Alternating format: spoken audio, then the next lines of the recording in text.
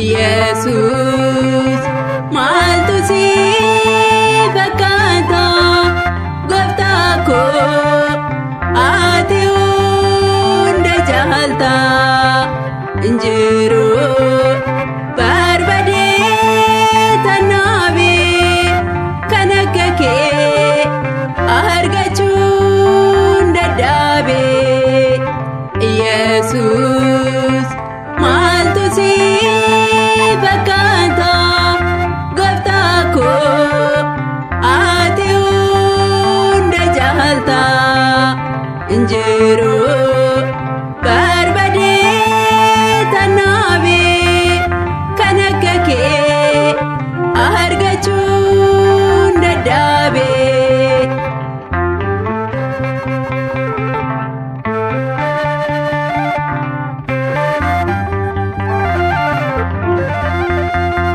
Naaf jettee kan duutee gooftaa koo tolchitee anaaf jireenya koo qulqulluu dhiiga kee lolaastee Yesus kan du'aa na kaaftee qulqulluu dhiiga kee lolaastee Yesus kan du'aa na kaaftee Yesus maaltu si fakkaata gooftaa koo ati hunda jaalta injiru barbadee tanaabe kan akka kee argachuun dadhabe.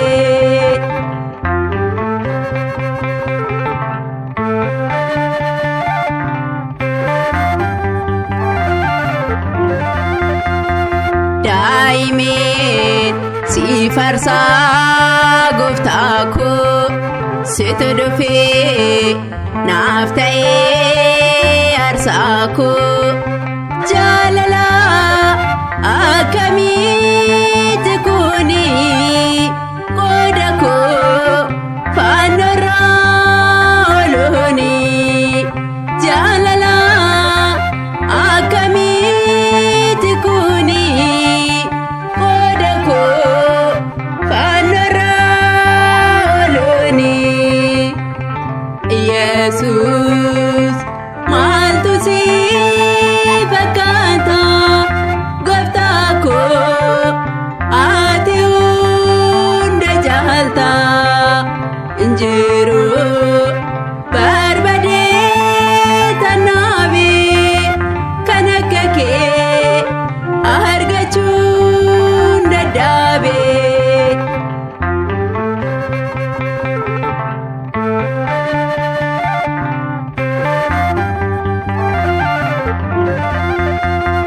Lubbuu koo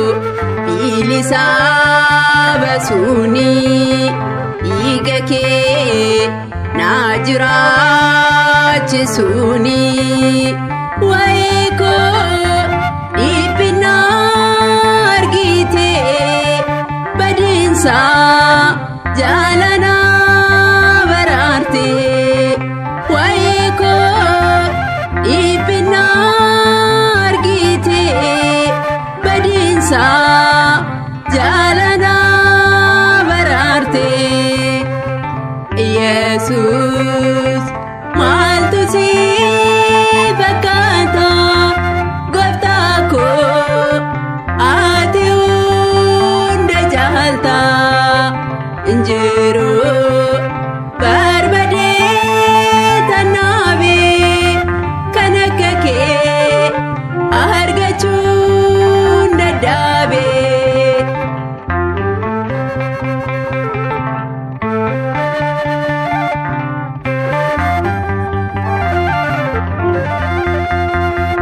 Pilaaxoos du'a siit murteessee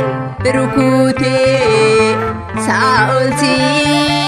madeessee gidiraan kun hunduu anaafi obsu si farsuun kanaafi gidiraan kun hunduu anaafi hin obsu si farsuun kanaafi Yesus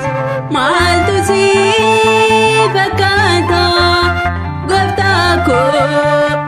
ati hunda jaalta.